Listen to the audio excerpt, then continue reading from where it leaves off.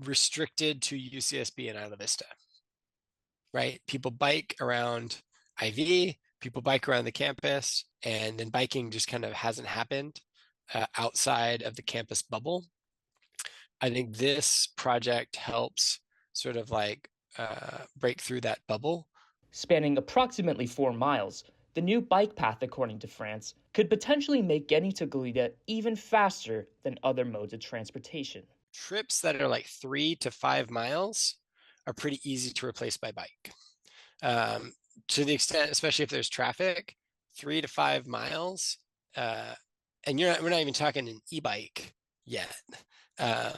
Literally, you can be as fast or faster by bike. The city will begin accepting contract bids from construction companies in the coming weeks in hopes of kicking off the construction on this long-awaited project, which is sure to make a big splash on the UCSB campus community. Now, guys, as you can see behind me, the current San Jose Creek bike path ends here at this dead end sign along the northern segment just next to Armitos Park off of Hollister Avenue. However, the city, with this new funding from the U.S. Department of Transportation, plans to destroy this barrier right here and continue the bike path just behind this path right here over toward the US 101 South. We'll keep you updated with all related news regarding this new bike path. I'm sending it back to you guys in the studio. Thank you, Josh, and we are glad to have you back. In other news, the Santa Barbara Botanical Garden is making significant progress with their landscape transformation project at Elings Park. Amanda Marroquinn has the story. I'm here at the Santa Barbara Botanical Garden in their Pritzlaff Conservation Center and Gallery. This is where a majority of both the research and the volunteer work has been done for the Elings Park Transformation Project. So, Elings Park is really kind of more habitat restoration because it's essentially wildlands up there on the mesa. So it's one part restoration, but it's also one part science. We've got a couple different experiments built in. One is experimenting with some plants we're bringing from farther south and testing if they're better for the climate and for the critters.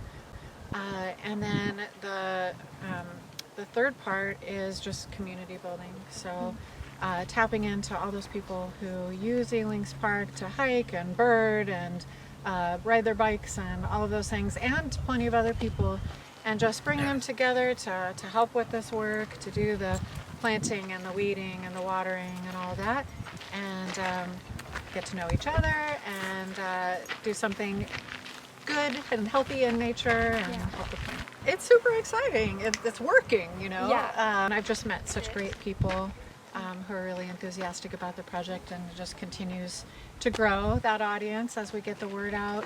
So it feels really good. The Santa Barbara Botanical Garden will continue expanding the project into other areas, including the Alice Keck Park and the Cayuma Valley, where biodiversity and community relations will remain at the heart of the project. For UCSBTV, I'm Amanda Marroquinn. Thank you, Amanda. Now into the realm of sports. Sports reporters Claralyn Manning and Sydney Reardon attended the first basketball game after winter break against CSU Bakersfield. They are here with the post-game analysis and some updates in the world of athletics. To you, girls. Tonight, the UC Santa Barbara men's and women's basketball teams will be facing off against the Castaic and Bakersfield Roadrunners and a highly anticipated doubleheader at the Thunderdome and the Cardio Center in Bakersfield, California. But a crucial day for both Gaucho basketball teams as they continue their big push through the Big West Conference schedule. Both teams are in pivotal positions in their respective areas in the Big West Conference. These matchups can play a significant role in shaping their postseason entirely. The Gauchos are coming into this doubleheader with strong momentum. The women's team is building off their win of 72-62 over the Rainbow Warriors of Hawaii, and the men are looking to extend their dominance at home.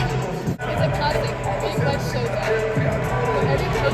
Every possession will matter, and the execution of tonight's game of both defense and offense will be key. With that, the women's game kicks off at 6:30 Pacific time, and UCSB is positioned to make an impact at the Ed Carter Court in Bakersfield. The team's success so far this season has been driven by the standout performances from graduate student Alyssa Merritt, who currently leads the team by being the 13th player in UCSB women's basketball history to achieve 1,000 points in her whole career. Merritt has been an overall consistent player for the Gauchos, who has recently extended her double-digit streak to 12 games. In this game against California State University Bakersfield, told the Roadrunners. Not only her leadership, but her scoring ability can keep women's basketball performance top-notch into this new year. On the opposite side of the court, the Roadrunners rely on their junior guard and forward Marroquinn. Lanky has an overall bright spot on the Roadrunners this season, where she averaged 15.4 points and 8.2 points via rebounds per game played this season. Her versatility and ability to impact both ends of the floor will be crucial if the Roadrunners can hold down the spot in the postseason and to have a win against the Gauchos tonight. The naturally Carlson will be defined for both players, Alyssa Marin and Marley Langley. While Marin brings the experience and clutch scoring to the table versus Langley's versatility and leadership dynamic. It is a test of reliability against raw talent in the NCAA Division I women's basketball. For women's basketball, the stakes are very high. Can the Gauchos get on their momentum and secure a spot and a crucial win? We'll find out tonight as the action starts to rise. But for now, the kickoff begins for the UC Santa Barbara men's basketball team. The Gauchos will look to extend the dominance of their home and keep their places in front of the live spot. The men's game here at the Thunderdome features some exciting matches as well. UC Santa Barbara's Swanson's performance in the last game against the Rainbow Warriors of Hawaii helped the Gauchos earn their first Big West win of the 2022-2025. Even though he was on the one-game hiatus, he was able to return and score 21 points with 7 assists, the very highest of the season.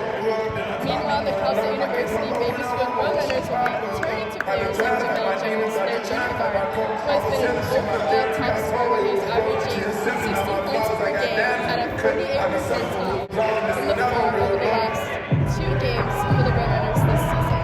Jones has also been more impressive and been able to score more, 19 points on a percentile of 50, which was really great for the Roadrunners. Games like tonight's doubleheader against CSU Bakersfield and the winter quarter opener at the Thunderdome at the heart of UCSB are games you do not want to miss out on. Go Gauchos! Welcome back to the post-game show. Let us dive into the doubleheader that men's and women's basketball played against CSU Bakersfield on January 9th. What a night that was in the Thunderdome and the Gauchos Center. I want to start with the women's game where UC Santa Barbara Gauchos delivered a dominant performance against Bakersfield in their home court at the Gauchos Center. Alyssa Marin, a top player from the Gauchos that has been on fire this season. Not only has it been her leadership and her overall ability to carry her team to a double-digit streak within 12 different games, Marin has also been unstoppable, finishing with a win against Bakersfield 61-57. Marin's leadership and her clutch performances have been key to the success of the women's basketball team at UC Santa Barbara. Marin's ability to keep her team in scoring position while facing opponents like Marley Langley from CSU Bakersfield made it a competitive nail-biting game. Langley put up a solid performance, but it just wasn't enough as the Gauchos were able to dominate in the second half to secure the victory in Bakersfield. Exactly. UC Santa Barbara's ability to execute both defensively and offensively was very evident. They were putting in all the work that they could to rise to a crucial win. This also applies to the electric home game for the men's team. What an incredible performance by the Gauchos at the Thunderdome, and the interesting choices made by Coach Pasternak, who also defeated Bakersfield that night. This game was full of energy. Every single player played in that game, besides the starting 5, were hanging on by a thread. From missed shots to good three-pointers in the second half, the Gauchos were able to play a strong defense with limited turnovers and were able to get a smooth offense.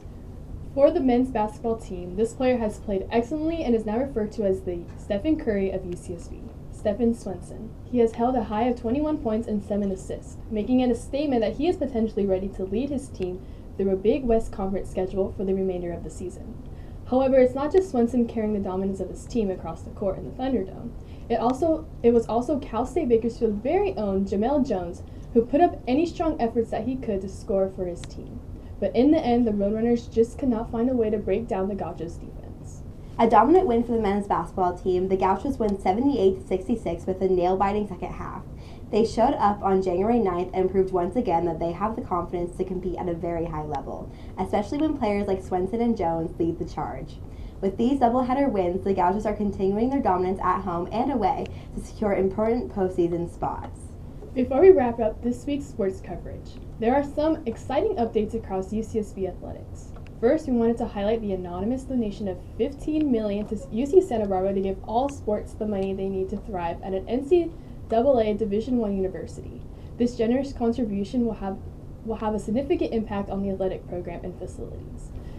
Speaking of exciting developments, former Gaucho star Manu Dua has been drafted to the San Diego Football Club. He did very great this past season. We wish him nothing but the best and good luck on his professional sports chapter. And with that, baseball and softball are starting in a few weeks. The Gauchos have a top draftee this year after having a major successful team with 6 starters being drafted in the MLB last season. Congratulations to Tyler Bremner, starting pitcher for the Gauchos, who was titled as preseason All-American and predicted to be number 3 draft pick for the Major League Baseball following this season. That's all from sports. Back to you, Zuri and Francesca. That's all we have for you tonight. We will see you next week with all the sports, news, and events here in the heart of Isla Vista. I'm Francesca D'Agata. And I'm Zuri Wilson. This is UCSB TV.